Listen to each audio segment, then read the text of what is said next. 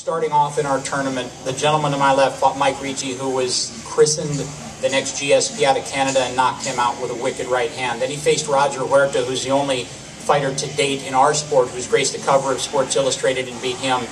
And tonight, he faced Toby Amata, whose game has improved and become enhanced and become well-rounded. Last year got the submission of the year and was looking like the favorite to win this tournament, and he won that fight. And so if there is a, I think a couple of weeks ago on a show, I called Pat the butler of our tournament. I think that analogy can kind of go by the wayside now. I don't think he's the butler. I think he's proved it. He's proved it in 3 straight fights against 3 very, very talented fighters, and finished tonight against the guy who I think everyone assumed was going to win this tournament. So congratulations, Pat Curran. Just a spectacular performance, speaking to what Bellator is all about. I'm sure there'll be questions for Toby Amata, but I know Toby likes to do most of his talking inside the cage, but I would like to pass the mic to Toby. He's meant an awful lot to this organization. This year we got this monster distribution platform. We've got Fox Sports Network and NBC and Telemundo and Mundos, and we're accessible and available, and you can find us. Last year we were on ESPN Deportes, and while it was part of the ESPN family, it was a very small 4.5 million home distribution platform.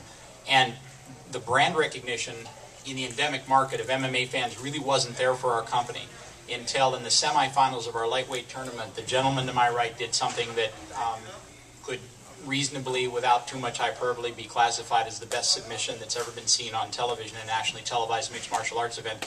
And suddenly 100,000 and 200 and 300 and then 500,000 and then many, many more on YouTube started looking at Bellator and being pushed to our websites and finding our shows, literally because of one viral phenomenon that was due to the gentleman on my right. So I'd like to just turn the mic over to Toby. Hey, so Pat, congratulations, man. Good shot. Well, you made second season, runner-up once again.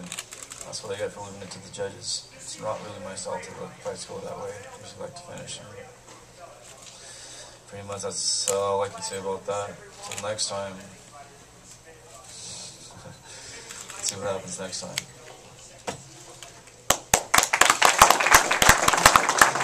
Be asked, do you feel, Toby, first, and then back to you, Pat, do you feel like you did enough to win that fight?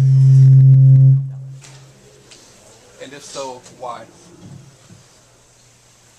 Yeah, looking back at it now, I can only say I could have done this, I should have done that. Frankly, the only thing I can say that I should have done is probably jump in front of Pat, not let him go anywhere, just trade with him. But do you feel you won?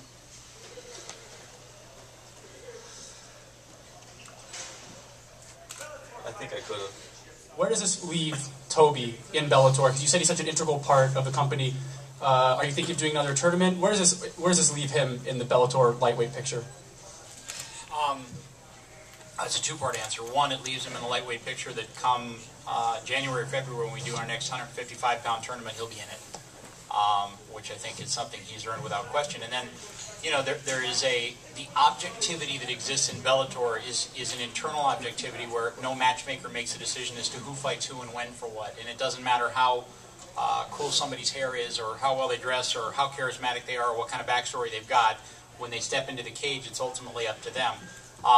The only caveat to that statement is, of course, we're beholden to athletic commissions, and those athletic commissions make decisions. I think that what we saw tonight is a great fight that was very evenly matched, and 2 fighters who, give and take, I can understand, somebody who would think Pat won, and I can understand who somebody conceivably would think Toby won as well. Very tough, very equal. That's what I would hope we would see at 45, 70, and 85 as we move forward. The limit to the control that an organization like ours has, just as is the case in any situation when you're dealing with the fighting sports, is allowing those fighters to earn their way into the cage, earn their way to a world title shot, earn their way to become the world champion of our organization. And it's unique. It's an anomaly in terms of... I'd like to say thank you to Bjorn and Bellator for this opportunity. It's also one of my dreams to be here. I've been training a long time, and I'm very excited to compete in Bellator. I had a great fight tonight with Eric. He's a tough guy, and I'm glad to be in the 135-pound tournament coming up in August. And I'm excited to compete against some of the other best guys in the world. Thanks. Megumi, was she as tough as you had expected going into it? And basically, how does it feel to be able to hang in there with the best female fighter in the world? Yeah, I think she's as tough as I anticipated her being. She ranked #1 in the world.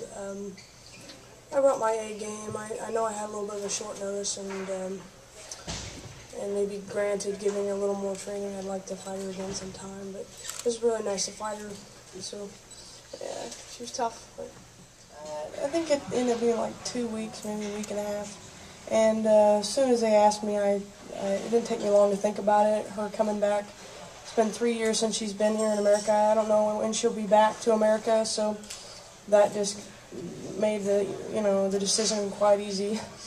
So it was a good opportunity to fight her here in America. I was glad for it. So. なので、次の戦いはもっといい動き、スピーディーでもっと早く決めれるような動きを練習して戻ってきたいと思います。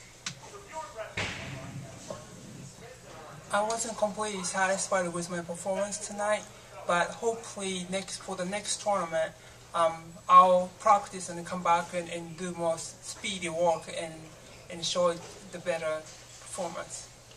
Broadcast tonight that there are 7 fighters in the women's 115-pound tournament.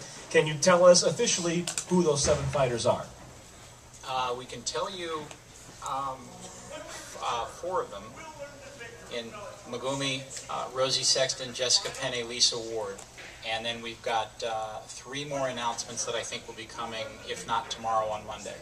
But what we wanted to do is, we've released some of the information on some of the female fighters vis-a-vis the show, and I think, my feeling is that girls at that level, women at that level of competition deserve to have their own press release standalone as opposed to kind of lumping them in as part of a show that they're not participating in. So we try to kind of show the respect to each of them to release that information. They're top 10 ranked in the world. They're very special ladies who have accomplished a lot in this game. We kind of want to show each one of them their own moment in the sun in terms of being included. のトレーニングね、一緒に。